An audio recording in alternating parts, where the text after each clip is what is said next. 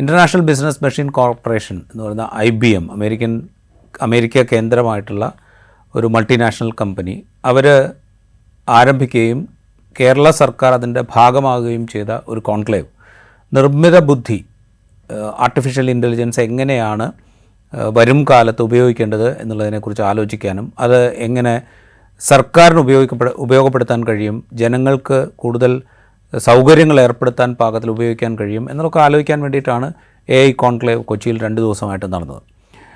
അപ്പോൾ അതിൻ്റെ അവസാനത്തിൽ സംസ്ഥാന സർക്കാർ ഒരു AI നയം പ്രഖ്യാപിച്ചു.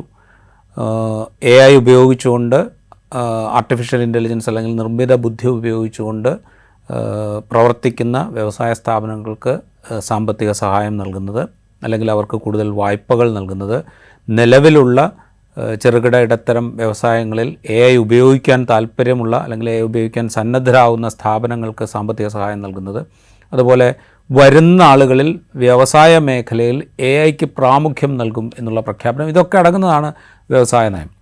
ആർട്ടിഫിഷ്യൽ ഇൻ്റലിജൻസ് വരും കാലത്ത് ജനങ്ങളുടെ ജീവിതത്തെ ബാധിക്കുന്ന അല്ലെങ്കിൽ ജീവിതത്തെ മുന്നോട്ട് കൊണ്ടുപോകുന്ന വിവിധ മേഖലകളിൽ ഉപയോഗിക്കപ്പെടാൻ സാധ്യതയുള്ള, ഉപയോഗിക്കുമെന്ന് ഉറപ്പുള്ള ഒരു സാങ്കേതികവിദ്യയാണ്.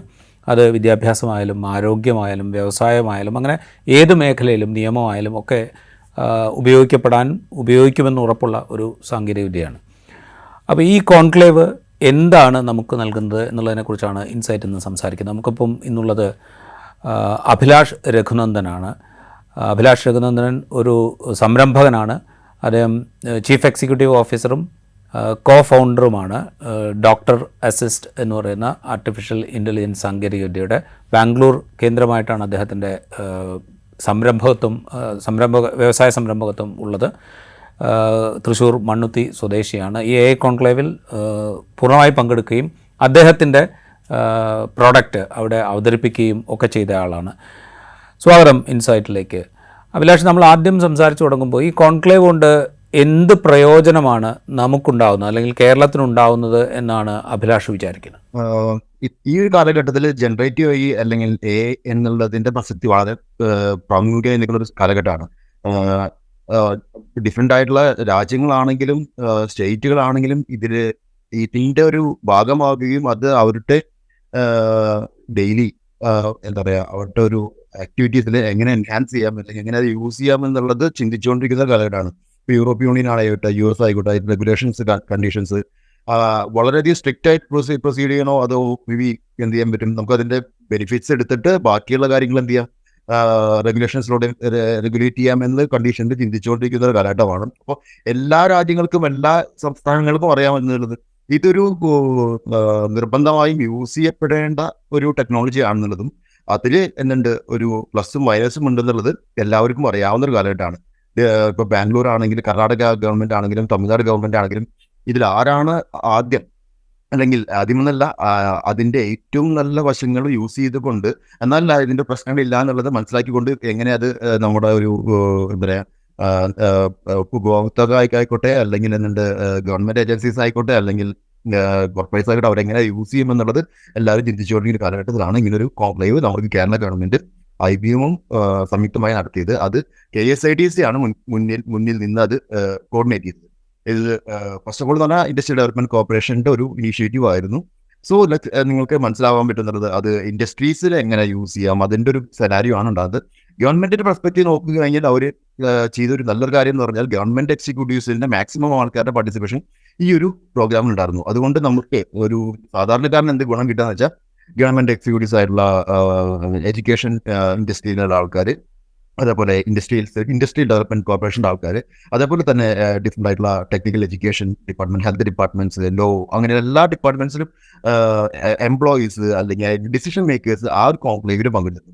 IBM അവരുടെ പ്രോഡക്റ്റ് ഷോക്കേസ് ചെയ്യുന്നതിനൊപ്പം ജനറേറ്റീവ് AI എങ്ങനെ ആ ഒരു ഇപ്പോൾ നിയമത്തിന്റെ കാര്യത്തിലാണെങ്കിൽ നിയമത്തിന്റെ കാര്യത്തിൽ എങ്ങനെ യൂസ് ചെയ്യാമെന്നുള്ളതും ഹെൽത്തിന്റെ കാര്യത്തിൽ എങ്ങനെ യൂസ് ചെയ്യാമെന്നുള്ളതും നമ്മുടെ ഗവൺമെന്റ് എക്സിക്യൂട്ടീവ്സിന് അവരൊരു അവബോധം വളർത്താനും അത് എങ്ങനെ നമ്മുടെ ഒരു കാലഘട്ടത്തിൽ അത് യൂസ് ചെയ്യാമെന്നുള്ളതും നമ്മുടെ എക്സിക്യൂട്ടീവ്സിന് പറഞ്ഞു കൊടുക്കുന്നത് വളരെ വാല്യുബിൾ കാര്യമാണ്. ബിക്കോസ് വെച്ചാൽ ഇതൊരു സ്ഥലത്ത് പോയി പഠിക്കുക അല്ലെങ്കിൽ ഒരു ട്രെയിനിങ് അറ്റൻഡ് ചെയ്യുക എന്ന് പറഞ്ഞാൽ വളരെ കോസ്റ്റ്ലിയും ആയിട്ടുള്ളൊരു, പക്ഷെ നമുക്ക് നിർബന്ധമായി യൂസ് ചെയ്യേണ്ട കാര്യമാണ്. അപ്പോൾ ഗവൺമെന്റ് ആ എക്സിക്യൂട്ടീവ്സിനെ അത് പാർട്ടിസിപ്പേറ്റ് ചെയ്യാൻ ഫസ്റ്റ് ഗുണം കിട്ടി. പിന്നെ രണ്ടാമത്തെ ഒരു വളരെ വലിയ ഉപകാരം എന്ന് വെച്ചാൽ വളരെയധികം സ്റ്റുഡൻസ് ഇപ്പൊ പഠിച്ചുകൊണ്ടിരിക്കുന്ന വളരെയധികം ആൾക്കാർക്ക് ഇൻവിറ്റേഷൻ ഉണ്ടായിരുന്നു. പക്ഷെ അവർക്കൊരു 3000 ആൾക്കാരോളം അതിൽ എന്ത് ചെയ്തു, രജിസ്റ്റർ ചെയ്താൽ 1000-1500 ആൾക്കാരെ മാക്സിമം പങ്കെടുക്കാൻ പറ്റിയിട്ടുള്ളത്. ബാക്കി ആർക്കും, അതായത് ഒരു അത്രയും അധികം രജിസ്ട്രേഷൻ ഉണ്ടാകുന്ന ഒരു പ്രോഗ്രാം ആയിരുന്നു.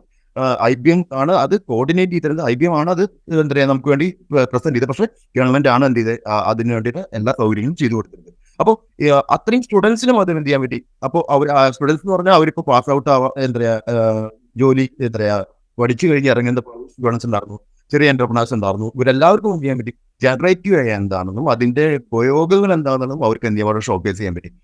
സോ ഈ കാലഘട്ടത്തിൽ ഇതിന് റിലേറ്റഡ് ആയിട്ടുള്ള എഡ്യൂക്കേഷൻസും മറ്റു കാര്യങ്ങളും വളരെ ആവശ്യമുള്ള ടൈമിൽ ആണ് ഗവൺമെന്റ് കേരള എന്ത് ചെയ്ത് ഇങ്ങനൊരു ഇനിഷ്യേറ്റീവ് എടുത്തിട്ടുള്ളത്. അത് ഞാൻ സ്റ്റാർട്ടിങ് പറഞ്ഞു, എല്ലാ സംസ്ഥാനങ്ങളും എല്ലാ രാജ്യങ്ങളും ചെയ്തിരുന്ന ആ ടൈമിൽ നമുക്കറിയാലോ, ഇലക്ട്രോണിക്സിന്റെ ഇൻഡസ്ട്രി വന്നപ്പോൾ കെൽട്രോൺ പോലത്തെ വളരെ ഒരു എന്താ പറയുക ഒരു കമ്പനി രൂപീകരിക്കുകയും അല്ലെങ്കിൽ ടെക്നോ പാർക്ക് എന്നുള്ള വലിയൊരു ഇനീഷ്യേറ്റീവ് എടുക്കാനും കേരള ഗവൺമെന്റിന്റെ അന്നേ ഒരു വിഷൻ ഉണ്ടായിരുന്നു. അതേപോലെ തന്നെ ഒരു വിഷനാണെന്നുള്ളത് ജനറേറ്റീവ് AI എന്നുള്ള സെനാരിയോയിൽ നമ്മളുടെ റോൾ എന്ന് പറയുന്നത്. പിന്നെ രണ്ടാമത്തെ ഒരു മുഖ്യമായ കാരണം എന്ന് പറഞ്ഞാൽ IBM ഇവിടെ സ്റ്റാർട്ട് ചെയ്യുന്ന ഒരു റിസർച്ച് ഇൻസ്റ്റിറ്റ്യൂട്ടാണ്. ഇത് വളരെ റിലവൻ്റ് ആയിട്ടുള്ള കാര്യമാണ് കേട്ടോ. അതായത് റിസർച്ച് ഇൻസ്റ്റിറ്റ്യൂട്ടാണ് IBM ഇവിടെ സ്റ്റാർട്ട് ചെയ്തത്.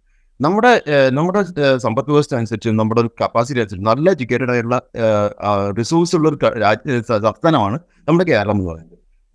തീർച്ചയായും റിസർച്ച് ഓറിയന്റഡ് ആയിട്ടുള്ള കമ്പനീസ് ഇപ്പോൾ ഞാൻ പറഞ്ഞിട്ടെ, ഇപ്പോൾ IT മാത്രമല്ല നമ്മൾ ശ്രദ്ധിക്കേണ്ടതായ ഫാർമസ്യൂട്ടിക്കൽ റിസർച്ച്, അതിനോട് റിസർച്ച് കപ്പാസിറ്റി ഉള്ള, അതായത് മെഡിക്കൽ ഇൻഡസ്ട്രിയിലാണെങ്കിൽ മെഡിക്കൽ ഇൻഡസ്ട്രിയിൽ കപ്പാസിറ്റി ഉള്ള ആൾക്കാർ, അല്ലെങ്കിൽ മേ ബി ഏതൊരു കമ്പനിക്കും അതിന്റെ ബാക്ക് ബോൺ എന്ന് പറഞ്ഞ റിസർച്ചാണ്. അത് പുറമത്തെ രാജ്യങ്ങളിൽ വളരെയധികം അവരുടെ അവരുടെ വരുമാനത്തിന്റെ 30% എന്നുണ്ട് റിസർച്ചിന് വേണ്ടി മാത്രം മാറ്റിവെക്കുന്ന ഈ ഒരു കാലഘട്ടത്തിൽ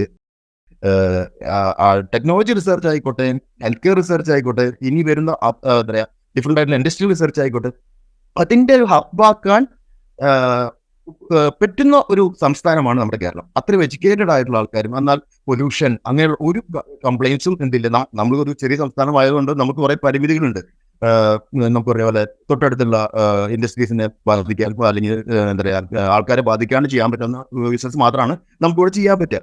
അപ്പോൾ നമ്മുടെ യൂത്ത് അവരെ എങ്ങനെ യൂസ് ചെയ്തുകൊണ്ട് നമുക്ക് എന്ത് ചെയ്യാൻ പറ്റും, ഒരു ഇതിൽ കൊണ്ടുവരാന്ന് പറയുന്നത്, അല്ലെങ്കിൽ അവർ റിസർച്ച് ഓറിയന്റഡ് ആയിട്ടുള്ള കമ്പനീസ് വരികയും അവർക്ക് വേണ്ട ഫെസിലിറ്റി കൊടുക്കുകയും ചെയ്തു കഴിഞ്ഞാൽ വളരെ ഡെവലപ്മെന്റ് ആയിട്ടുള്ള റിസർച്ച് ഓറിയന്റഡ് ഒരു സംസ്ഥാനമായി മാറണം എന്നുള്ള ഒരു പെർസ്പെക്റ്റീവാണ് എന്തുള്ളത്. എനിക്ക് തോന്നുന്നു ഗവൺമെന്റ് അവർ മുന്നോട്ട് പോകുന്നുണ്ട് ആ ഒരു പെർസ്പെക്റ്റീവിൽ.